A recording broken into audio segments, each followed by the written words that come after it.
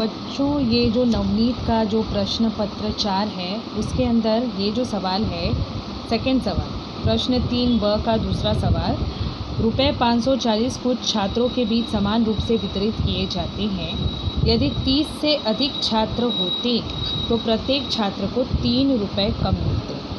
तो छात्रों की कुल संख्या ज्ञात करो, यह हमें यहाँ पर पूछा गया है। ठीक है ना। तो देखिए यही सवाल यहाँ पर लिखा हुआ है। हम यहाँ पर क्या करेंगे, सबसे पहले मानेंगे कि माना छात्रों की संख्या कितनी है, x है, और छात्रों को प्राप्त होने वाली जो रकम है वो y है। ठीक है। और प्रश्नानुसार कुल रकम कितनी है बच्चों, 540 रुपये हैं, इसीलिए यहाँ पर हमने कुल रकम ली है 540। अब यही 540 की जो रकम है वो x छात्रों को बांटी गई है और हर छात्र को कितनी रकम मिल रही है, y रुपये।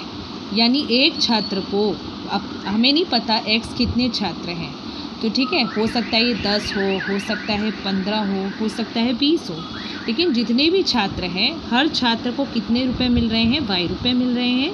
और ये y रुपये किसका भाग है, 540 रुपये में से ही सभी छात्रों को बांटा गया है।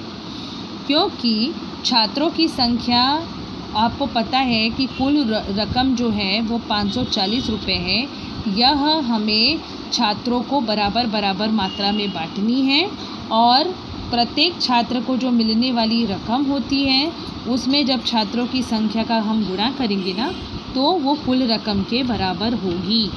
किसके बराबर होगी, कुल रकम के बराबर होगी। छात्रों की संख्या और प्रत्येक छात्र को प्राप्त होने वाली रकम, ये मिलाकर ये गुणनफल जो है वो कुल रकम के समान होता है। फॉर एग्ज़ाम्पल, अगर मुझे 100 रुपये 10 छात्रों में बांटनी है तो छात्रों की संख्या कितनी हुई, 10 हुई। और फिर हर छात्र को बच्चों 100 रुपये में कितने रुपए मिलेंगे, 10 रुपये मिलेंगे। तो हम 10 गुणे 10 करते हैं तो हमारे 100 रुपये हमें पूरे मिल जाते हैं। समझ में आ रहा है। जब छात्रों की संख्या 10 है और हर छात्र को 10 रुपये मिल रहे हैं, तब जाके हमारी टोटल रकम 100 के इक्विवेलेंट हो रहा है। क्योंकि यहाँ रकम हमारी 540 है तो छात्रों की संख्या यानी x और छात्र को प्राप्त होने वाली रकम यानी y का गुणा करने पर 540 यह प्राप्त होगा। ठीक है। अब प्रश्नानुसार ऐसा कहा जा रहा है कि यदि छात्रों की संख्या 30 से अधिक छात्र होते, मतलब छात्रों की संख्या 30 से बढ़ा दी जाए और प्रत्येक छात्र को जो प्राप्त रकम है वो 3 रुपये कम कर दी जाए, तो हमें ऐसी सिचुएशन में छात्रों की कुल संख्या ज्ञात करनी है। ठीक है। छात्रों की संख्या 30 बढ़ा देनी है तो रकम कितनी प्राप्त होगी, उनको 3 रुपये कम प्राप्त होगी, ऐसा बताया गया है। तो हमें छात्रों की संख्या यानी कि x ज्ञात करना है। तो प्रश्नानुसार ऐसा कहा गया है कि जब हम 30 छात्र बढ़ा देते हैं तो हर छात्र को मिलने वाली रकम जो होती है वो 3 रुपये कम हो जाती है। इसीलिए छात्रों की संख्या हो जाएगी x धन 30 और प्रत्येक छात्र को मिलने वाली रकम कितनी हो जाएगी, y ऋण 3 यह हो जाएगी। और उन्हीं दोनों का गुणनफल, जिस तरह से हमने ऐसे यहाँ पर गुणा किया था, छात्रों की संख्या गुणे छात्र को प्राप्त रकम, तो यहाँ पर 30 बढ़ाने के बाद छात्रों की संख्या हो गई x धन 30 और प्रत्येक छात्र को प्राप्त रकम हो गई y ऋण 3। तो दोनों का गुणनफल 540 के बराबर है। यहाँ पर भी दोनों का गुणनफल 540 के बराबर है, क्योंकि रकम में कोई बदलाव नहीं हुआ है, केवल छात्रों की संख्या और रकम में बदलाव हुआ है। ये बढ़ जाने से रकम कम हो गई है, छात्रों की संख्या बढ़ जाने से रकम कम हो गई है, ये असर हुआ है। लेकिन गुणनफल कितना है, 540 ही है, क्योंकि रुपयों में न बढ़ोतरी हुई है न कोई कमी हुई है। अब हम ये गुणा करेंगे बच्चों। गुणा कैसे करते हैं आपको पता है। आपको एक जो ब्रैकेट है, एक कोष्ठक है, उसके 2 टुकड़े करने हैं। एक टुकड़ा है x और दूसरा टुकड़ा है धन 30। तो x का गुणा इस दूसरे पूर्ण कोष्ठक के साथ होगा और धन 30 का गुणा इस दूसरे पूर्ण कोष्ठक के साथ होगा, बराबर 540। अब इस गुणे को हम हल करेंगे।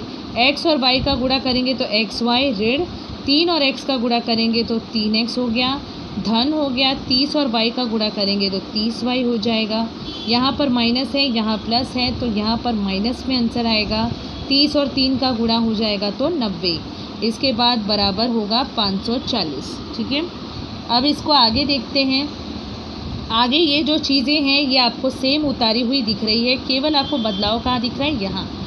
जब हमने ये वाला जो समीकरण देखिए प्राप्त किया है, मूल छात्रों की संख्या हमने कितनी मानी थी, x, और उन्हें प्राप्त होने वाली प्रत्येक छात्र को प्राप्त रकम थी y, और दोनों का गुणनफल कितना था बच्चों, 540। बाद में छात्रों की संख्या बढ़ाई गई और रकम कम की गई। तो ये जो समीकरण हमें मिला, इसी को समीकरण 1 यह क्रमांक देना है, और इस समीकरण से यह निश्चित होता है कि x और y का गुणनफल किसके बराबर है, 540। इसलिए यहाँ पर 540 के बदले हमने क्या लिखा है, xy लिखा है, और ये कहाँ से लिखा है, समीकरण 1 से लिखा है। अब इसके बाद हल किया गया है, किस प्रकार हल किया गया है, -3x धन 30y इसी तरफ रखा गया है लेफ्ट हैंड साइड, और xy और ऋण 90 का पक्षांतरण किया गया है, जिस वजह से ये वाला xy यहाँ पर है, ये जो xy है पक्षांतरण होने के बाद -xy बनकर यहाँ आ गया है। इसके बाद ऋण 90 का भी पक्षांतरण हो गया है, जिसकी वजह से धन 90 यह बन गया है। इसके बाद आप देख सकते हैं -3x धन 30y बराबर, ये दोनों कैंसिल हो जा रहे हैं क्योंकि एक xy के पास प्लस साइन है और इसके पास माइनस साइन है, इसलिए दोनों कैंसिल हो जा रहे हैं, और यहाँ पर आपको 90 दिखलाई दे रहा है। इसके बाद देखिए 3 जो है यह 3 के पहाड़ी में आता है, और 30 भी 3 के पहाड़ी में आता है, जिस कारण से हम 3 को यहाँ पर क्या कर रहे हैं, कॉमन निकाल रहे हैं, यानी कि सामान्य निकाल रहे हैं। तब आप देखिए 3 जब कॉमन निकलता है तो अंदर कोष्ठक के अंदर क्या बच रहा है, -x धन 10y यह बचेगा, और बराबर राइट हैंड साइड में 90 है, इसलिए यहाँ पर आपको 90 दिखलाई पड़ रहा है। अब हम क्या करेंगे, 3 का पक्षांतरण करेंगे राइट हैंड साइड, जिसकी वजह से 90 का 3 से भाग हो जाएगा।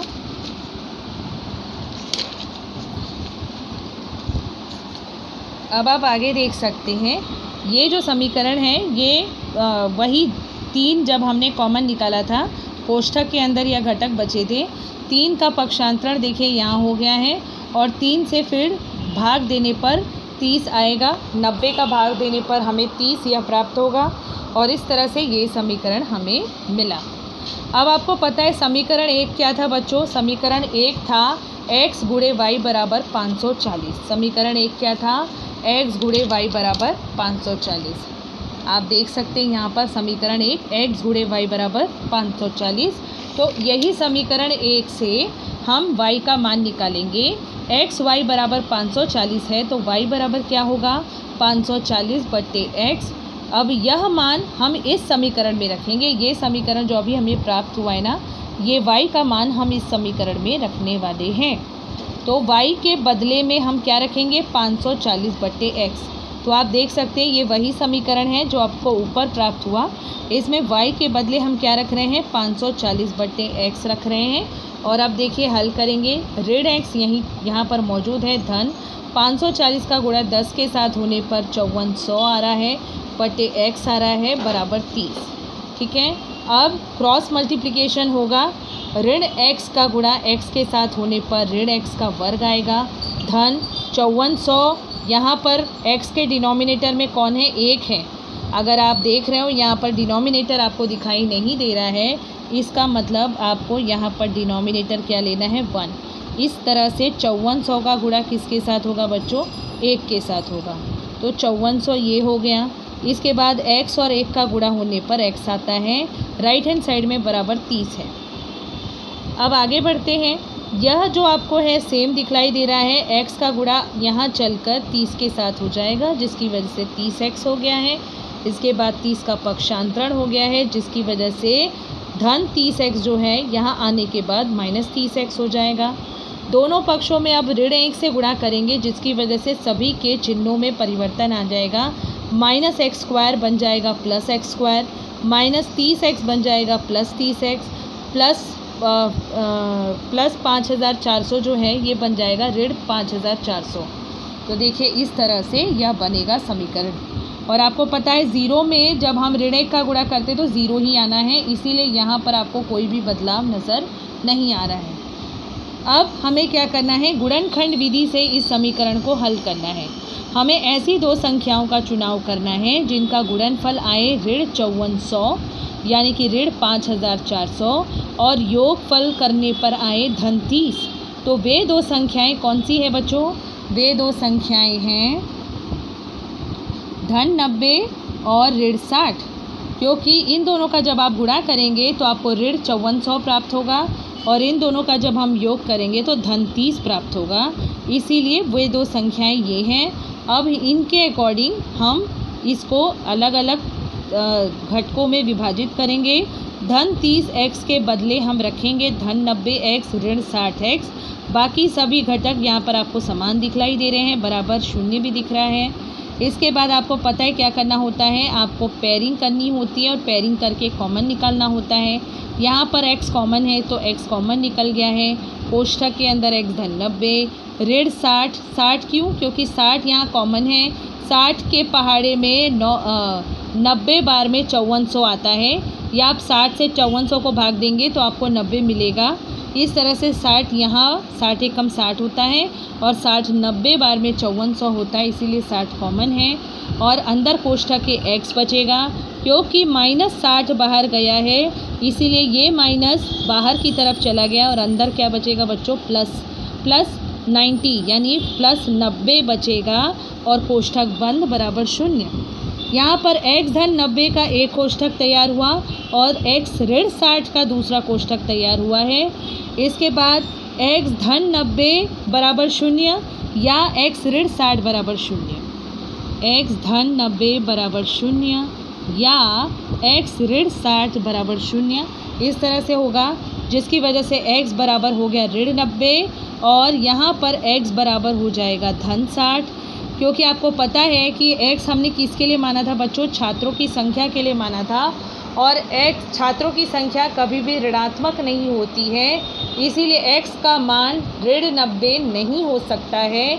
इस हेतु आपको यहाँ लिखना होगा छात्रों की संख्या ऋणात्मक नहीं होती, इसलिए x यह ऋण 90 के बराबर नहीं हो सकता, यानी यह मान अमान्य माना जाएगा। इसका अर्थ यह हुआ कि छात्रों की संख्या कितनी वैलिड है, यहाँ पर 60 यह वैलिड संख्या है यानी मान्य संख्या है। फिर इसके बाद इस x का मान हमें समीकरण 1 में पुनः रखना है ताकि हम y का मान निकालें। समीकरण 1 आपको ध्यान है x जुड़े y बराबर 540, इसमें x के बदले हमें रखना होगा 60 और y का मान प्राप्त करना होगा। 60 का पक्षांतरण होने पर 540/60 और फिर 60 के द्वारा जब आप 540 को भाग देंगे तो आपको y का मान कितना प्राप्त होगा? 9 प्राप्त होगा। तो इस तरह से हमने x और y दोनों को ही मान निकाल लिया है, जबकि प्रश्नानुसार आपको केवल x का मान निकालना है। आपको यह कार्य करने की आवश्यकता नहीं है। यह मैंने केवल आपको इसलिए दिखाया कि यदि आपको प्रश्न में मान लीजिए रकम भी प्राप्त करने को कहा जाए तब आपको यह भाग करना होगा, अदरवाइज़ आपका सवाल यहीं पर पूरा हो जाता है। तो छात्रों की संख्या हमें मिल चुकी है x बराबर 60 और प्रत्येक छात्र को जो प्राप्त होने वाली रकम है यह भी हमें प्राप्त हो चुकी है y बराबर 9। तो इस तरह से यह सवाल बच्चों हमें करना है।